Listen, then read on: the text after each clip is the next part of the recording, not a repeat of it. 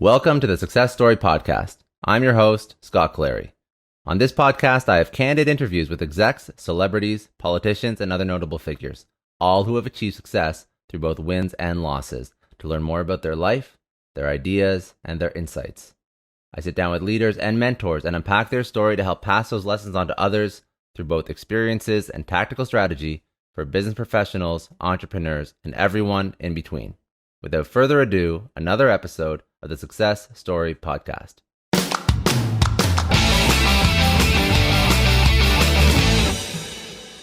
Welcome to the Success Story Podcast. I'm your host, Scott Clary. On this podcast, I have candid interviews with execs, celebrities, politicians, and other notable figures, all who have achieved success through both wins and losses, to learn more about their life, their ideas, and their insights. I sit down with leaders and mentors and unpack their story to help pass those lessons on to others through both experiences and tactical strategy for business professionals, entrepreneurs, and everyone in between. Without further ado, another episode of the Success Story Podcast. Today, I am with Ahmad Imam, who is a relatively well-known LinkedIn personality, influencer, brand.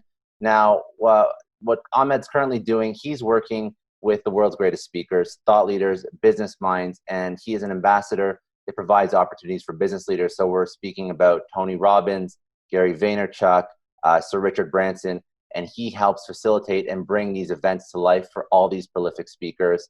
That's an incredible job that he does, but also he's a LinkedIn authority. He's built his own personal brand on LinkedIn to over 300,000, and I'm going to get an exact number from him. I think it's like 340 or something and change. He speaks internationally on personal brand himself, and he always educates and teaches on how to stand out in a world that is increasingly busy and increasingly noisy. So thank you. I appreciate, and I'm excited to sort of learn, where you came from, what you're doing with all these, brand name influencers and events that you're running, but also like your story. Why are you doing what you're doing on LinkedIn? How did you get into that? And just the whole 360. So thank you. I really, really appreciate you sitting down. Thank you. Thank you for having me. And I appreciate that warm introduction. I don't know if it's deserved, but thank you. Well, listen, I'm sure that it's probably not even doing justice. Not a lot of people have done what you've done just in terms of your own personal brand. So right off the bat, that's incredibly impressive. But walk me through, let's start, from, you can take it back to high school, you can take it back pre-high school if you have great origin stories, whatever you want, and let's go from there. Yeah, no problem. Look, I'll take it back to the beginning.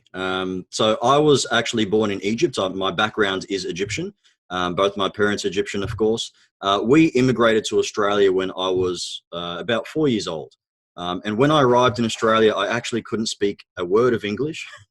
I knew Arabic, but I couldn't speak a word of English. And so I was put into school, had no idea how to communicate, and kind of just picked up the English along the way. When we arrived in Australia, we literally lived in a motel for about 6 months, so my parents were starting from scratch.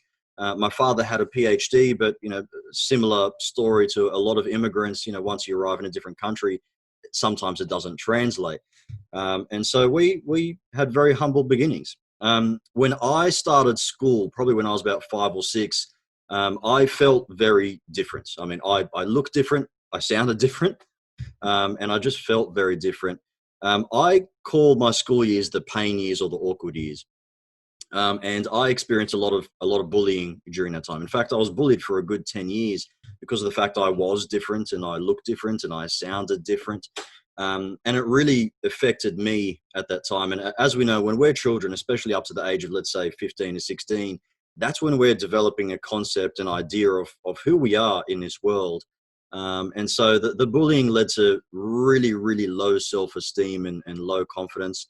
It got to the stage when I was about, say, 15, where my self-esteem was so low as a result of all the bullying, I couldn't even look people in the eyes. That's how shot my confidence was. I couldn't communicate with people. I just felt like I didn't even deserve the voice space. And that continued up until, let's say, age 18. When I was 18, a significant moment that I remember is I was working at a pizza place, and my job was to make pizzas and to wash dishes. It was just a normal restaurant type gig. And my boss at the time, the owner of the pizza place, was just someone that saw something in me that I didn't see in myself. And sometimes it takes, only one person to completely change your trajectory. And so we got along quite well. He was very entrepreneurial. When I was about 20 and I'd been working there a couple of years, I decided to move on and see what else I can do with my life. And my boss sat me down, and keep in mind at this stage, I'm still, low self-esteem, low confidence, still not being able to look people in the eyes. Working in an environment like that helped a little bit because you're constantly in contact with people. But he sat me down and he said, look, I see something special in you. And I really do believe in you, but I want you to believe in yourself. And he said, I know you don't. And he was absolutely right. I didn't believe in myself. I had no confidence in my abilities, and I didn't even know what I was going to do. And he gifted me something that completely changed me. He gifted me a 24 disc CD set, which was Personal Power 2 by Tony Robbins. Right. And at that time, that was Tony Robbins back in the day, right? When he looked like an accountant, Yeah. and when he had that funny hair and the suspenders. So I was looking at a picture of this guy. I'm like, I don't know who this man is. Never heard of him before in my life. I put on that first CD and I was drawn in. I mean, just something about his voice, and the way he engaged and the things that he was talking about. I'd never really considered self-improvement at that time. And so I listened to that first CD. I was hooked. And I then started that 30-day program, and I did that religiously, and it completely changed things up. Fast forward to today, I've been on a journey for the last 15 years to build my confidence and to build my courage. And the way I did that was just to completely take myself out of my comfort zone every opportunity I could. So I remember volunteering to MC weddings, volunteering to do sales presentations, speaking presentations, any way that I could actually challenge some of my fears, I would do that. And it was quite literally a 10 to 15-year journey of going from not being able to look people in the eyes to, being the person that I am now, where I am confident. I truly believe in myself. I can go on stage in front of hundreds of people and speak. I can create content and inspire people now, but it didn't start off that way. And the beautiful thing about that story is I'm now in a position, as you mentioned earlier, where I'm now aligned with a company called Success Resources. And they bring people to the stage like Gary Vee, like Jay Shetty, like Richard Branson, and they've been working with Tony Robbins for a good 15 years.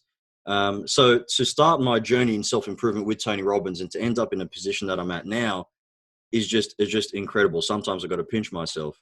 Now, my LinkedIn journey started in 2018, probably literally about 18 months ago. I did not try and build a strong brand on LinkedIn. That wasn't my intention initially.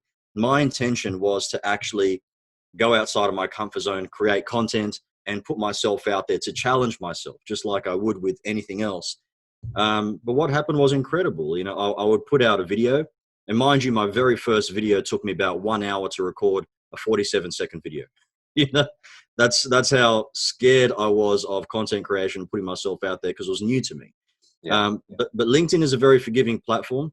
People resonated with what I had to say, and gradually I built up that momentum in terms of my experience doing video and putting out content, to the point where people now reach out to me for advice on content creation and brand building and confidence. So it's been an incredible journey.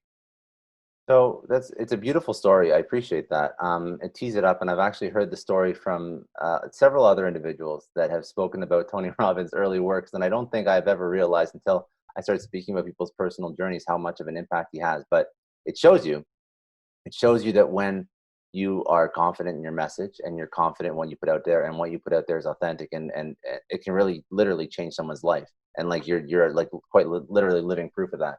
So And the amazing thing is that, yeah. and sorry to cut you off, it No, go snowballs. ahead. So, I mean, if Tony Robbins has inspired all these people, including myself, and then I am now going out of my way to try and build confidence in others, I mean, that snowball and flow on effect of the amount of people that he's inspired, firsthand and secondhand, is incredible. And the man's been doing this now for 40 years. So, Yeah. Yeah. No, I know. No, I know. He's been doing it. He's one of the originals. So what is, I guess, what has led you to, because obviously your career's been long, and you started to build out this content as almost like a challenge to yourself. It wasn't purposefully meant to be like something monetized. It wasn't purposely meant to be something that you could actually use to drive opportunity. So, at what point during your career did you realize, like, I want to work with Success Resources? I love what they do. And I think it's actually relatively recent, if I'm not mistaken. And correct me if I'm wrong, but It is actually, yeah, yeah. yeah. So when did you start to, because this brand was not new, this 300,000 plus followers takes a while to build up. So was it just gradual? You just started getting opportunity and then you started to align your career with what your interests and your passions were. What was that step like? Because you didn't just start posting on LinkedIn, you took a video and then all of a sudden you have opportunity, switch into success. You obviously had like a career in something before you pivoted to what you're doing now, correct? Yeah, correct. So prior to this, I mean, over the last 10, 15 years, I've generally been in sales roles, Mm-hmm. sales management, sales leadership type roles. For the past 6 years or so, I've actually been in property. So I was within the property space, probably more the buying space, as opposed to the selling space. Um, and look, property is always something I've been passionate about. I'm a property investor in my personal life. And, I can sit down with you over a cup of coffee and talk property. But I got to the stage over the last couple of years where I was working with a business coach who was incredible in having me just unfold me and who Yeah. I am. And we went through a process where I started to articulate my values. And through that process, I was actually able to articulate my mission based on my journey, the things that really mean the world to me. And my mission is to help 1 million people destroy their doubt and build the confidence and courage they need to live their best life. Right. And when I think about that mission, property didn't really fit into that equation. And so I wanted to be in a space where I was not only around people that were doing something similar, but I could be in a space where I could influence some change. Um, and so I made a decision last year. It was very recent. I made a decision last year. I'm like, I need to start going on a path that is more aligned with the things I like talking about and the way I like to actually serve and help people. And so Success Resources came up. I mean, I've been following the director there, Michael Lane, on LinkedIn for some time, just because I love what he does. And I love the things that he organizes, the events, the people he brings to the table. And I reached out to Michael and I sent him a message and I said, Michael, I love what you're currently doing and I would love to be involved in some capacity. Can we have a call to just discuss how that might work? And he said yes, which was amazing. And we had a phone call. And I said just that. I said, look, Michael, I've been following you for some time. I love the people you bring out. I love what they represent. And I love what you stand for. And I'd like to be involved in some capacity if I can assist. And he said, look, Ahmed, I've been following you now for the last 12 months. I know what you're all about. Let's make something happen. you know and I was blown away, and that speaks to the power of content creation, the power of actually building your brands through content and video content to the point where you don't need to pitch yourself. You can speak to someone that you admire and they say, let's make something happen. And that's what everyone you spoke about, like Tony Robbins, didn't have, of course, social media to the extent we have, but Gary Vee and whatnot, that's all they preach now, and that's where they double down and go all in on. So I know I speak about Gary Vaynerchuk, and I love his strategies on social. But if you listen to his origin story, he just speaks about, listen, I built myself from answering every single tweet and going all in on YouTube in early days, and that's how Gary Vaynerchuk was built. And now he's Yeah. worth $160 million. There was Yeah. no magic.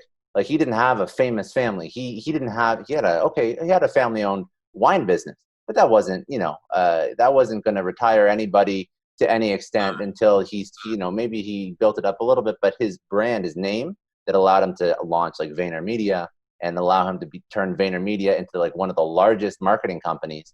That was all just hustle and content and social, and that's it. Yeah, I love the way Gary Vee approached it. And he brought this humanity side of things to social media, constantly talking about kindness and giving back. And a lot of people don't really talk that. A lot of icons just stick to their thing, whether it's sales or leadership or whatever it is. He talks kindness and he preaches kindness as an entrepreneur. But I can relate to that, obviously, on a very, very smaller scale. Yeah. It's about connecting. If I was to explain how I built my following, It was Yeah, connect, let's do as it. in actually reaching out to people.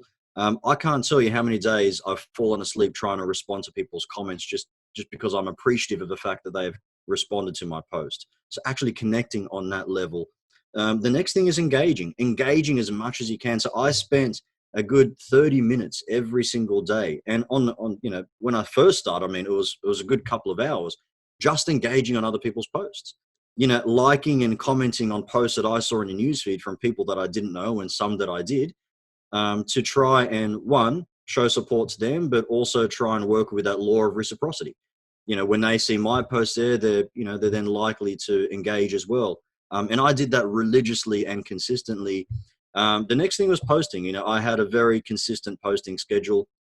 I figured out LinkedIn as a platform. I did a lot of research and realized that posts generally last for about 24 to 48 hours on LinkedIn, and then they kind of just go into a black hole. And so I realized if you're only visible for 24 to 48 hours, you have to create content at least once every 24 to 48 hours. You got to be posting at least that. And if you're posting at least once every 24 to 48 hours and remaining in the newsfeed, and you're also engaging, so you're further in the newsfeed from other people's posts, you're going to make some traction there if you're doing that consistently. And the next thing, and probably the strongest, most important one, is building a community. So making sure that you're focused on building a community and showing love to the people that consistently support you. And it might start off with one person. It might start off with one person that you consistently see support you on your post. It grows to 2, 3, 4. All of a sudden you've got 50, 60, and they're constantly supporting you. That's your community. That's your tribe. And you've got to show as much love to them as possible. And that means support their work, engage with them, actually get to know them, know what they do. And so for me, that was a very slow and gradual process. But I must say, and I'm sure, for Gary Vee, it worked the same way. And for me, like I said, it's on a very, very minor scale compared to Gary Vee, of course. But at some point, you hit a tipping point. And from that point, things start to increase exponentially. I guess it's like anything in life. I guess it's like compounding when we're talking dollars and property and money. It starts off slow in terms of your following being built up in a community that you build and traction and engagement that you're receiving. And then it reaches a point where you just start to increase exponentially because all of these people that are supporting you are now giving you access to their network, and a lot more eyes are on your posts and on your profile. And so for me, the journey hasn't been building a brand or trying to build a brand or trying to be this content creator, but it definitely led me on that path. And I realized that it was something that I was really good at. Now I take pride in putting out, good quality, entertaining content, educational, entertaining, and if it inspires people, which I receive feedback that it does, it warms my heart. It's brilliant. And so if I can spread my message and share my story in the same way I'm doing with you now through my content, and that helps people, then brilliant. I love that. Now, this is like a LinkedIn masterclass, and it's motivational for people, I would hope, that haven't really gotten into building out their own brand. I think there's a lot of inhibition. I don't think that a lot of people, unfortunately, approach life the way that you have, in the sense that you're saying, I want to challenge my flaws. I want to challenge the things that I'm not good at. It's a very difficult mindset to use, and it's a difficult lens to look at life through.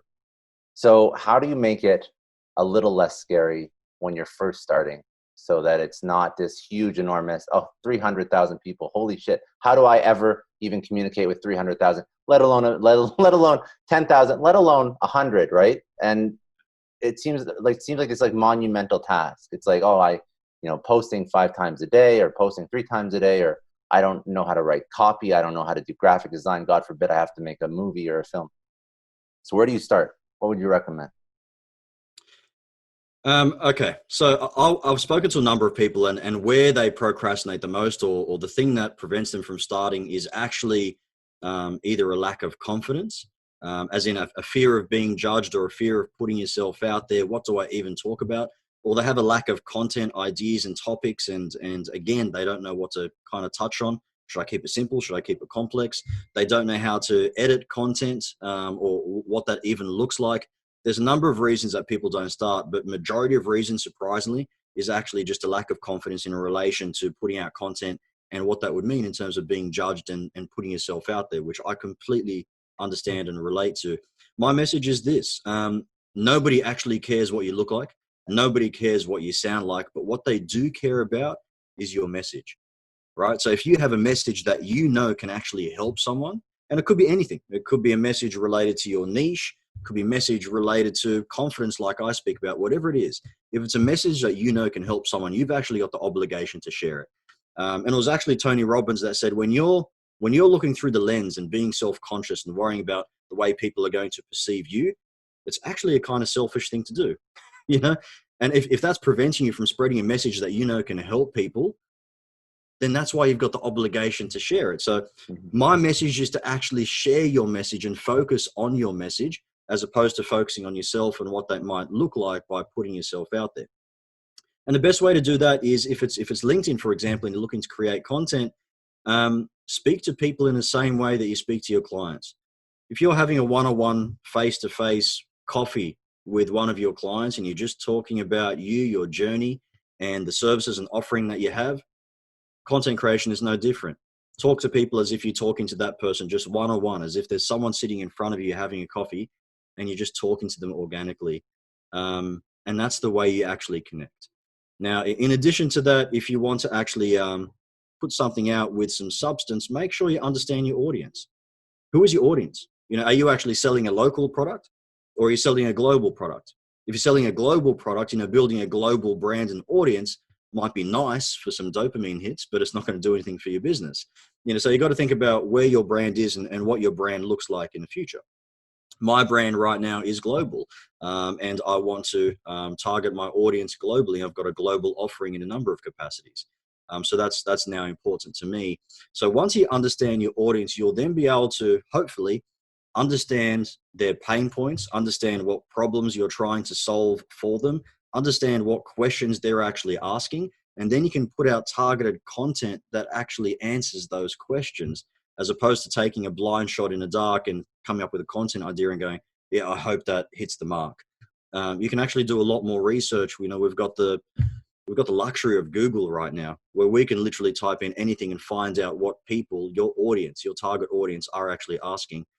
And so there's a number of ways to approach this. But to answer your question, at the very beginning, if you're procrastinating because of a fear of being judged or a lack of confidence or whatnot, just focus on your message and keep that very simple. And I would also ask that you go through the process of articulating your values, your personal values. So, for example, I went through the process of articulating my values with my business coach, and I came up with my top 5 core values that literally govern everything that I do. So they govern, you know, the relationships that I build and foster, the business relationships I choose to get into, you know, the friendships that I make. Literally everything that I do revolve around these 5 core values. And for me, it's kindness, optimism, growth, integrity, respect. And I can rattle that off so easy because I know that, you know, that's at my core right now. And once you understand your core values, all of your content will revolve around that. Every single piece of content you put out should touch on one of those values. You don't have to mention those values, but people should feel that from you, from your content. And so that's an important exercise. Once you understand your values, then articulate your story, your brand story. So I went through my story earlier because that's me. That's how I got to the point where I am now. And I like to say confidence is simply having the courage to speak your truth. You know, when you can speak to your story truthfully, as difficult as it might be, and there are people out there with far more painful stories than I have, once you can speak the truth of that story and you got the courage to do that, man, I mean, it completely changes the game. And that's how you get people to know you, like you, and trust you. That it just rings true with me. I appreciate you saying that. The ability to sort of like free yourself by owning your story. That line there gives me chills. I like it a lot. I really do like it a lot, and I appreciate it because I think that's when you can get over that hump and you can just be 100% who you are. It's the most freeing. It is quite honestly the most freeing. And then you take that, and then you're saying you're transposing that into the content, and that's what people pick up on. For sure, that's what people pick up on. Yeah, 100%. Look, it's not an easy process. It took me a long time to start speaking my truth and being able to share my story without a fear of being judged by it, or people, having a wrong perception of me. And now I'm at the stage where I'm like, I don't care, because it's my story. This is me. This is the reason that I am the way I am right now, and what led me to it. And if I can tell that story, and even one person feels something similar or is inspired by that, then brilliant. That's where I'm at. So that process is not easy. And that's why I say confidence confidence is simply the courage to speak your truth, because it does require courage to just own that, as painful as it might be. And I also think as you own that, you put it out there, you're doubling down on your own confidence. You have to be confident, because you will be tested. Like when you put yourself out into the world, like it's naive to think that you won't be tested, because you get a lot of positive, you get a lot of reinforcement, but there's also a lot of negative putting yourself out there. And that's something that I think makes you stronger and almost reinforces who you are. When you can, even with the negativity that comes with putting yourself out there, trust me, the Gary V's, Tony Robbins, Richard Branson's, they have their share of trolls and haters online. I think most recently Bill Gates is getting the most hate I've ever seen him get, and I think his entire career. So it doesn't matter what level you are. It doesn't matter who you are. There are people Yeah. out there, regardless of what you do, that are just going to hate you for being you. Yeah, which is it's a tough thing but at the same time, you have to understand that for you to be honest, if you're doing things ethically, if you are doing things righteously, and people are still hating you for being you, you know what? At the very end of the day, there's nothing you can do about it, and you really have to be proud that they're taking time out of your day to even notice who you are, because that's a success. That's a win on your part. And it's just sad on their part that they don't have anything better to do. But if somebody is so angry with you being you, well, listen, you're doing social media properly, because that's the whole goal. You got to get out there. Yeah, that's very true. And look, that's an issue with them. That's not an issue with you. 100%. And if they are that angry and spiteful of you just being you, and all you've been doing is speaking your truth, then that's a brilliant way to filter out who is in and who is out of your tribe. So I've got no issue with that. So you build out this, you start building out, you start posting your story, you start posting, you start noticing a little bit of a following. What's next? When do you realize this is a brand, this is something that I'm going to double down on, this has afforded me opportunities? What are those opportunities? What does it look like at 100,000 followers, if that's even a measurement that you want to go by? Is there, there's a life cycle to doing this? Yeah. Look, I really started to understand the gravity of what building a following and a brand is at that level, probably when I got to about maybe 50 to 100,000. And that is when I started to realize that everything I was posting, everyone I was endorsing, everyone I was speaking about, people were listening, as in people were genuinely taking that advice based on my recommendations. And I had to stand back and go, wow, okay, this is now a brand. So I've now got to make sure that everyone I speak about, everything I align myself with, is in line with that brand, because people are actually taking my recommendations and being influenced by it. It also really hit home when I started receiving all the opportunities I was receiving. So I mean, everything from speaking opportunities. After about 6 months, it took me about 6 months to get to about 50K, I believe. At that time, I started getting inviting to speak at different events, right? It could be speaking about content creation. It could be speaking about a number of things. In 2019, last year, I mean, I went from doing 0 speaking events in 2018 to doing 15 in 2019. And they were all speaking events that people approached me about. It's not like I was putting myself out there or sending people my speaking reel and trying to get booked.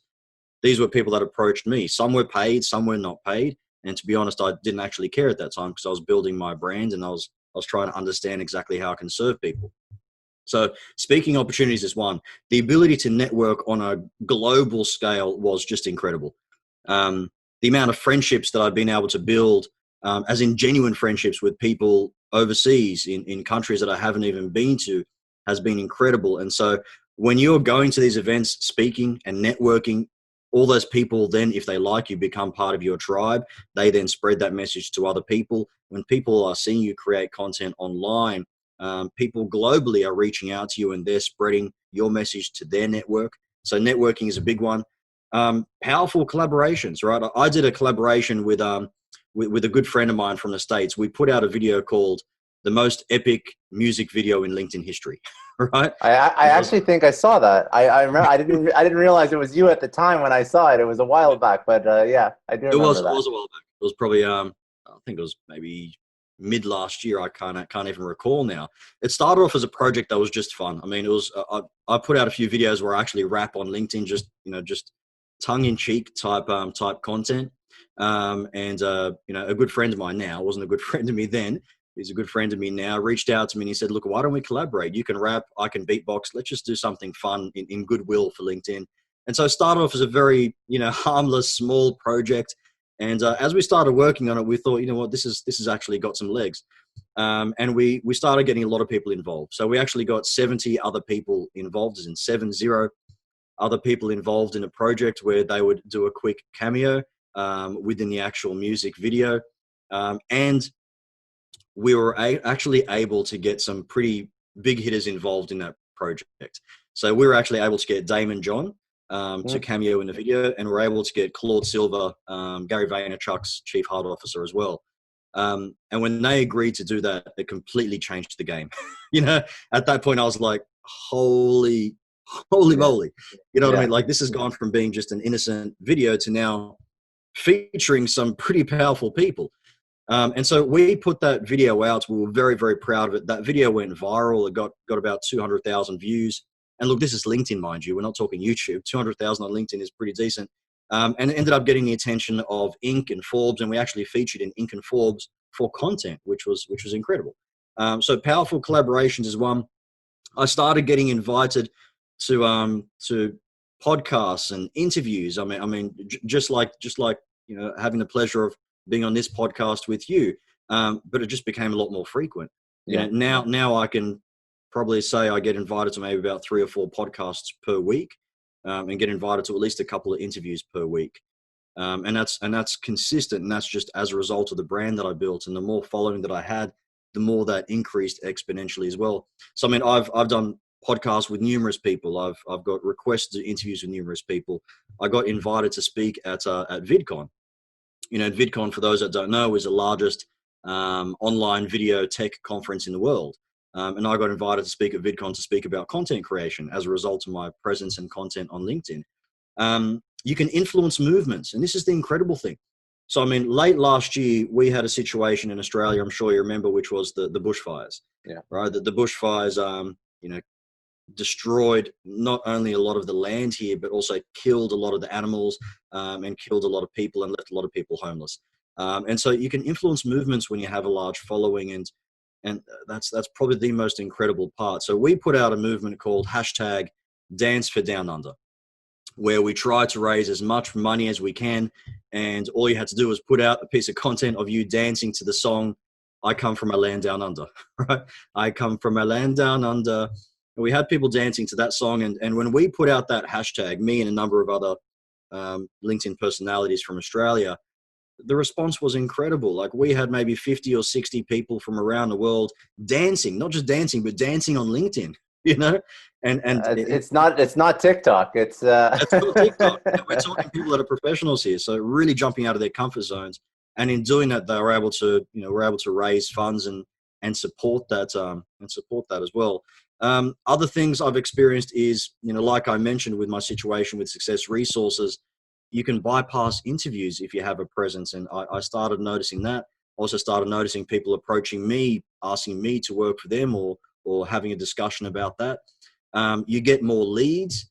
You have people coming your way that obviously have a look at your profile and reach out to you because they're interested in your offering. You can close more deals. And I noticed this especially so probably in my previous role when I was doing property.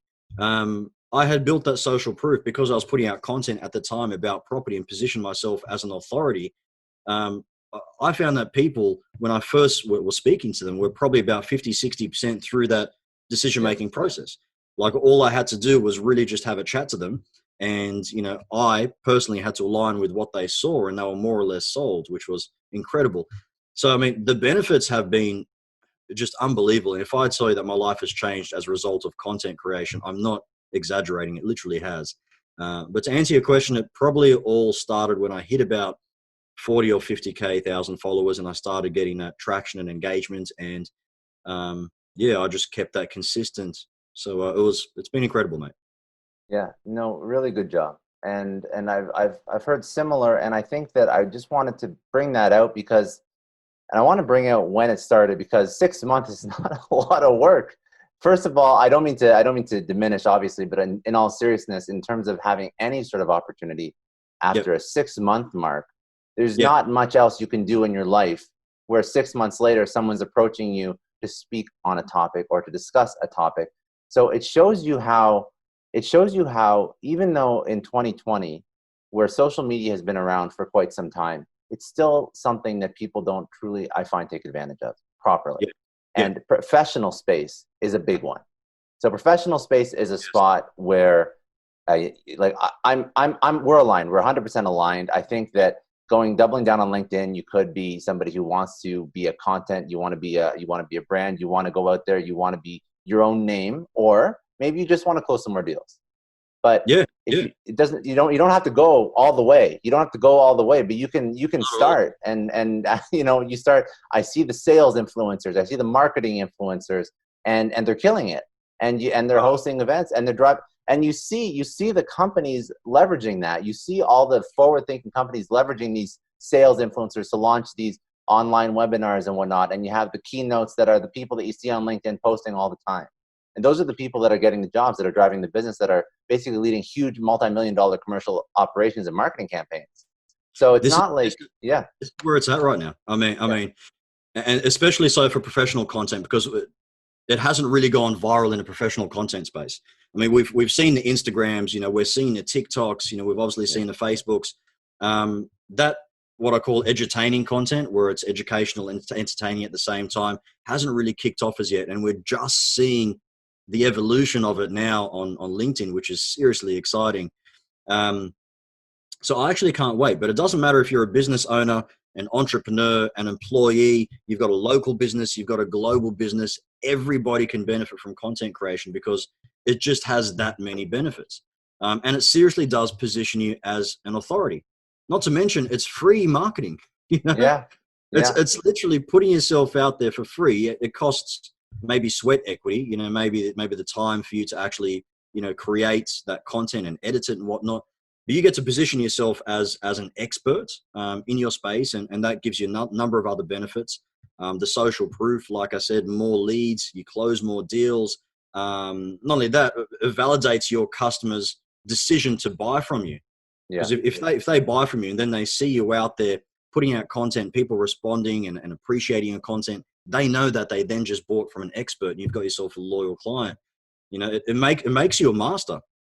A lot of the time when I'm putting out content, and topics I love talking about are success and mindset and kindness and things that really resonate with me, anti-bullying, whatever it might be. When I put out content, if I'm not sure about a certain topic, I do my research because I want to make sure everything I put there is absolutely accurate, which means that the more I put out content, have a need to put out content, the more I need to research, the more it makes me a master on that topic. And so you're constantly reinforcing your knowledge in the same way that a teacher does when they teach their students. They have to then, obviously research that topic and make sure that they're delivering it correctly. And in doing so, they learn more throughout the process. There are so many benefits to content creation, and we're just on the cusp, on LinkedIn at least, of figuring out exactly, what that means. And I think my story is an example of just how far you can take it. And my following isn't huge, like relative to a lot of other people, my following is very minuscule relative to them, but just the opportunities that have been presented to me as a result of just content creation blows me away when I think about it. And sometimes I even get a case of imposter syndrome. I'm like, do I even deserve this? Are people going to wake up one day and think that, I'm just a big fake? Who knows? Yeah. Some days I actually wake up like that. And other days I wake up and I'm a lot more confident and say, you know what? If my content inspires people, and I know that now it does, I'm going to continue delivering that message, and I'm going to be consistent with it. And you got to be strong in that too, because I think that once you achieve any level of success and recognition, no matter how outwardly strong you are, everyone will have that struggle, right? Because but there are points where you can validate, and you can use the discussions you have, and you can use when you speak and you get that positive response, that's your sounding board for what you're putting out is valid, and it's appreciated, and it's good, and it's true, and you're knowledgeable in whatever you're speaking about. I think that you just have to be confident in what you do, because Yeah, and you know, I want to just say one thing to just like double down on that point. It's even if you were earlier on in your career, if you're speaking your truth and you're doing the research and you're putting out the content, you may not have 30 years experience, but the fact that you're doing the research, you're understanding the points, you have an educated opinion about something, and you're putting the effort in, I already think makes you allowed to speak about that. I think you should be allowed to speak about that, and that's already a step that, like, good for you for taking that on. That's 100%. Yeah. And look, the point that I wanted to touch on, especially when we're talking social media, and we see it a lot on Instagram, is that people give themselves titles, right? So for the number of people on Instagram, for example, that have entrepreneur in their headline and they've never started a business or had a successful business, we have to be conscious of that. So I heard from Lord Alan Sugar. He said, if you want to start a business, if you want to start talking about something, make sure you've got the knowledge in it, make sure you've actually got the experience in it, and make sure you're passionate about it. And so my message is that make sure you're talking about something that you've actually done. Because we've seen business coaches out there that teach people how to do well at business, and they don't even have a successful business themselves. Or people that are teaching personal branding and they haven't even built up a personal brand. Or people that are teaching how to create content and they don't create content, So make sure you're actually just talking about something that you've done. And when you do, you can speak about it with so much conviction because you're speaking from that level of experience of having done it. And that's so important, especially in the world of social media where you can give yourself titles and talk about things that you probably shouldn't be talking about. So I 100% get your point. And a lot of the time I've been giving myself that knowledge as much as I can. But when I talk to the points that I've actually done, the level of conviction and confidence I can speak on that with is just next level. Yeah. I like that a lot. And by the way, I didn't really ask you if you had a hard stop at any point when we first started. So if you have to like cut off at any point, apologies, I didn't. But I'm enjoying the conversation. So yeah, me too. If you're good, awesome. Okay. So I guess I wanted to pick your brain on LinkedIn in particular, because obviously that's where you built out the majority of your following. There's a few questions that I would love to dive into. Number one, I guess, where would you see the most value, or do you see LinkedIn as probably being the best platform to engage in, to start on content, obviously specific and keeping in mind what your audience is, but do you think LinkedIn is still a good place to start? Do you think Facebook is too late, Instagram too late, Twitter too late, YouTube too late, TikTok perhaps awkward for some people? I don't know. What do you think about different platforms? Yeah, look, I started my journey on LinkedIn. I've been on Instagram before, and it wasn't really my cup of tea. I've been on Facebook and decided to deactivate that because I was bored out of my brain. So when I started LinkedIn, I didn't really have strong hopes of it. But what I found was just the opportunity, and the blue ocean was incredible.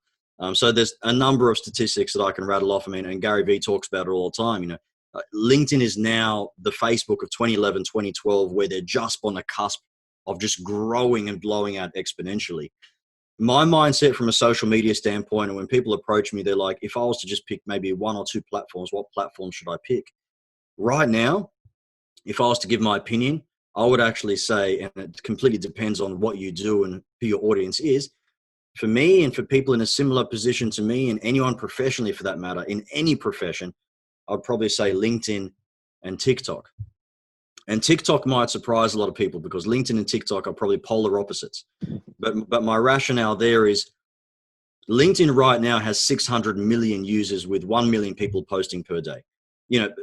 40% of people are active, 60% are not. The amount of opportunity there for you to carve out your own niche within your industry, within your area, is unbelievable. And I don't care what profession you're in or what niche you're in, you can now start on LinkedIn, create content, and position yourself as an authority and expert in that niche. We're not even near to being saturated just yet. In fact, we haven't even hit that tipping point. A lot of people say, well, a lot of millennials aren't on LinkedIn. They are. Millennials are now making up a large proportion of the workforce, and within the next 5 or 6 years, they're going to be the biggest majority of the workforce. They are on LinkedIn at present. We've got like 87 millennials on LinkedIn right now, and a lot of them are in decision-making roles. So that means that you can be on LinkedIn, target your Gen X audience, target your millennial audience who are active on LinkedIn currently, and position yourself as an expert with them, and try and master TikTok as well, because as we know, TikTok has majority of the Gen Z audience, meaning that you can approach LinkedIn, focus on that, target your existing audience, and then focus on LinkedIn and target your focus on TikTok and target your future audience. Then you have a combination of both. So I've now felt like I've dominated LinkedIn, and I'm now actually trying to grasp TikTok, which has been an interesting experience. I've got a 17-year-old stepdaughter who's actually teaching me, the ins and outs of TikTok. I've got 4 followers, so I'm doing well. I haven't put out any videos yet, but I'm just trying to research, and that's one thing that I do when I jump on any platform. I just look at all the influencers that are on that platform now, what they're currently doing, and seeing what works. And for all the professional people that are thinking, I'm not going to go on TikTok and dance, you don't need to. If you go on TikTok right now and you look at people like what Gary Vee are doing, or there are accountants on there are lawyers, there are brokers, and they're all doing their thing on TikTok, just in a different way. Now, TikTok, remember, has the opportunity to give you 15-second videos or 60-second videos. So you can do something very quick, short, sharp in 15 seconds, add some very quick value. And there are people that have built up followings of hundreds of thousands and millions doing professional content on TikTok, just in a different creative way. And so, that's my next focus. But I would say that LinkedIn is absolutely one of the best platforms to start on, and I would recommend doing it just because of that opportunity. If you wait for the next few years or the next 5 years, you're probably going to miss that golden opportunity. So you can actually build your brand now, just like I have, for free, which affords you all the other opportunities that I mentioned. And that allows you to then, move into other platforms and move into other areas. So I highly recommend it. Very good. Very good. And I think that's sort of staying ahead of the curve. So, you do focus on the professional, but then you're also finding the way to get that short form video piece, which there always has been something.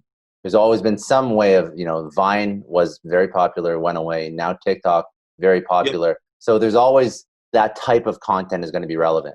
And I think the sooner you can find a way to take whatever message, it could be a soundbite, it could be a listicle, it could be something short and sweet, and find a way to market it over a short form video that falls in line with how people, for good or bad, like to consume information.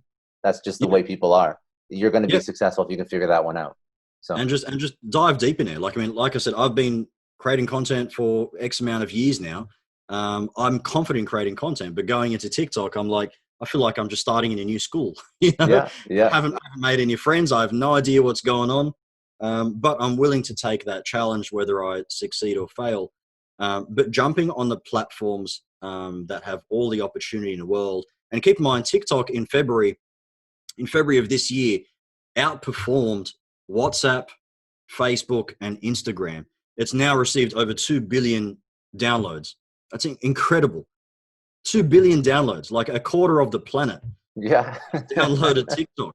You know what I mean? So when we're talking about what kind of opportunities you get in different areas, make sure you take advantage of those opportunities when you see them early on, because there's still plenty of blue ocean out there. One thing I was also curious about was an Instagram influencer with 300,000 seems to be borderline multimillionaire. Why does it seem like there's not money flowing into Instagram to the same extent? Is it because of what you mentioned? Like it's on the cusp, it's getting there. It's like, it's not the influencer platform that an Instagram would be. I'm curious just why that may be. I think on that point, I think a lot of people on Instagram have curated lives. I don't think a lot of people on Instagram are actually millionaires. There are definitely people like Kylie Jenner, for example. Mm-hmm. She's the first person in history to actually become a billionaire off of a social media following, which when you think about it is just next level. Yeah.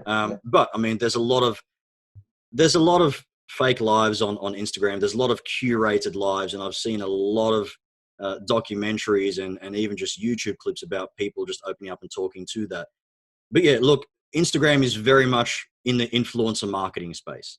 LinkedIn is not just yet, but they're starting to figure out the power of it. As in certain people that are switched on, that actually see the level of engagement and influence that certain people on LinkedIn have and are using that correctly, are starting to realize the power of influencer marketing. Marketing going forward is going to all revolve around influencer marketing. I guarantee you, we're seeing that right now because the power of it is insane. The power of, let's say, a Kylie Jenner going into a new cafe and taking a photo of her lunch and then giving a shout out is worth hundreds of thousands to that cafe. And for her, it's quick and easy. And so people are seeing the power of that. LinkedIn is going to start evolving into influencer marketing. You'll notice a few people at the top already are promoting things that they already believe in. And I think that's going to continue. But we're not just there yet, because it does still have that perception in some people's eyes as being that job-seeking platform, of being that professional platform, and not a platform where you can actually start to influence on that level. It's not there yet, but mark my words, watch what happens over the next 12 months.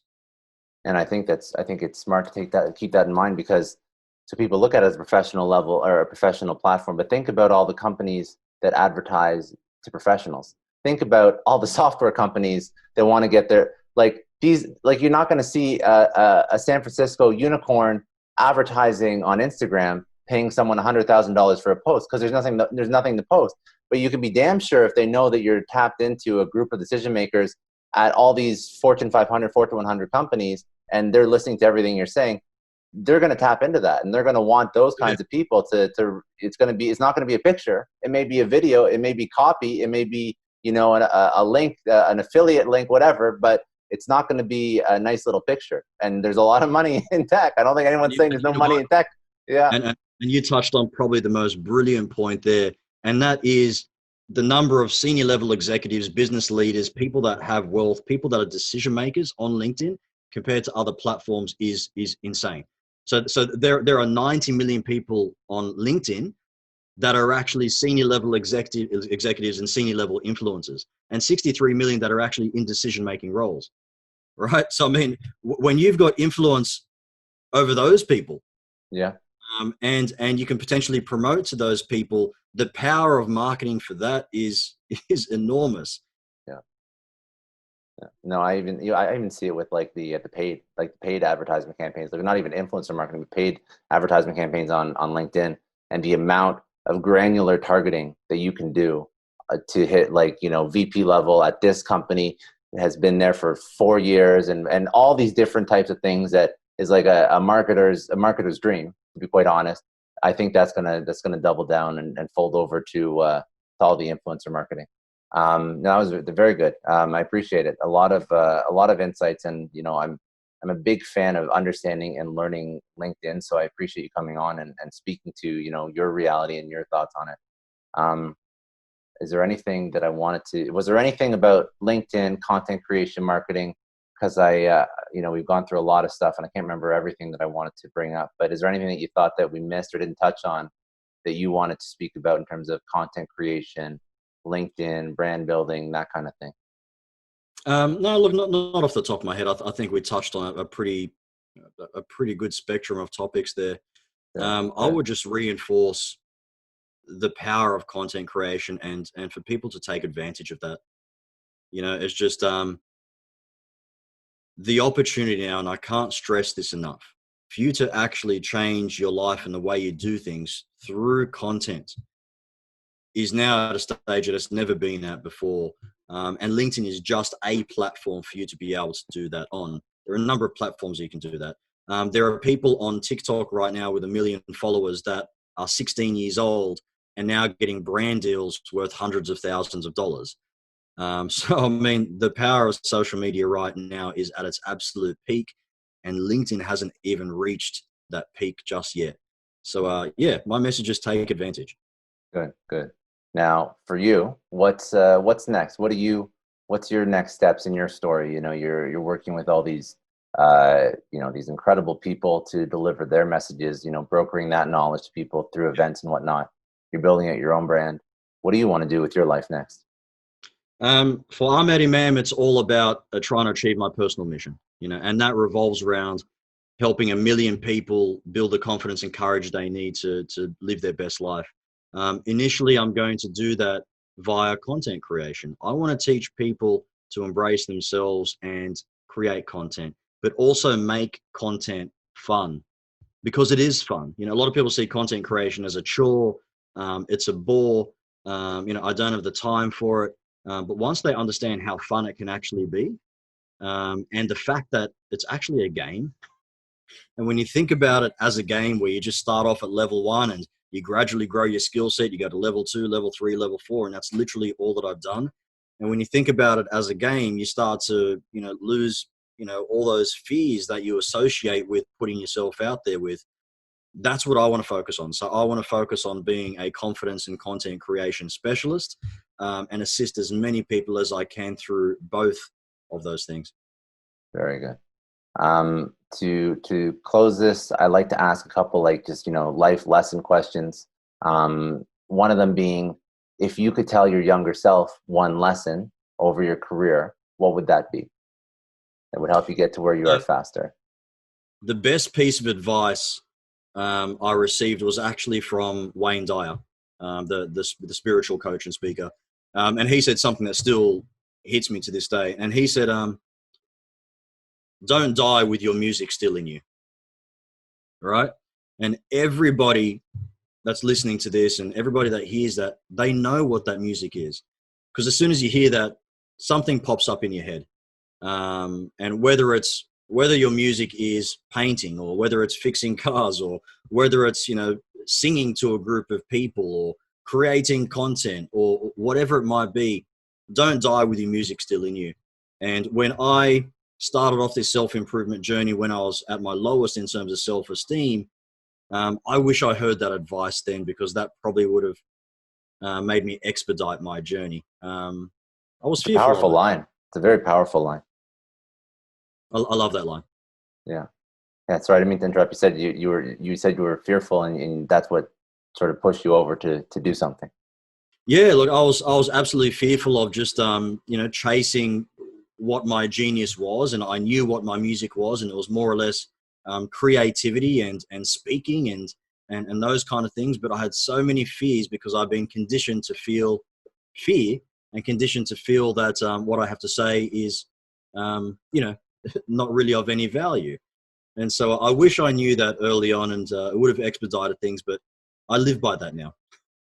I'm making sure I seize every single day, because I'm not going to die with my music still in me. Anything that I have to share, I'm going to share, and I'm going to do it very, very loud and proud as well. I love it. That's a very positive message. I really like that. I've always found leaders are readers. So, you have a mentor, you have a book, an Audible, a podcast, something that someone listening to consume. As per your recommendation, what do you think people should go and check out? I'm actually reading a book right now that is probably one of the best books I've read in relation to content writing. So as in writing copy and text, and writing incredible copy and text. And it's called Everybody Writes. So I would recommend you check that out. I've been actually taking a lot of tips, and I've personally learned a lot. But that's probably my favorite content creation book that's out there right now. I just Googled it. I'm going to add it to my Amazon cart, because I've never. It's amazing. You'll love it. I mean, it's by Anne Handley. Yeah. It's an easy book to read, but the examples and case studies they give you in that just makes you think on a whole nother level. And when you're trying to engage an audience, copy is important, text is important. Even when you're putting out video, you got to put copy there. But to be able to tell your story in a different way to actually engage, which would lead, like we said, to more leads and more deals closing, is a powerful skill set. So I highly recommend that. Very good. And if people want to find you, to contact you, to get in touch, LinkedIn, where do we go? Yeah, please reach out to me via LinkedIn. Please connect, follow. Let me know what you think of my content. I'd love to personally chat to you. On TikTok, I've got 4 followers, so please feel free to jump on and show me some love. Yeah, what's the TikTok handle? I need to know, so I'll go follow. The handle on TikTok is the.edutainer. The.edutainer. the.edutainer. You can find me on LinkedIn just via my name, Ahmad Imam, and I'd love to connect with you on both. And let's see what this TikTok journey can look like. All right, I appreciate it. That's all I got. Anything else on your end, or is that good for you? No, that's it, mate. That's all for today. Thanks again for joining me on another episode of the Success Story Podcast. You can download or stream this podcast wherever podcasts are available, including iTunes, Spotify, Google, Stitcher, iHeartRadio, and many others. You can also watch this podcast on YouTube. If you haven't already, please subscribe and share this podcast with your friends, family, coworkers, and peers. Please leave us a rating on iTunes. It takes about 30 seconds, as it allows other people to find our podcast and lets our amazing guests reach even more people with their message. And remember, any rating is fine as long as it contains 5 stars. I'm Scott Clary from the Success Story Podcast, signing off.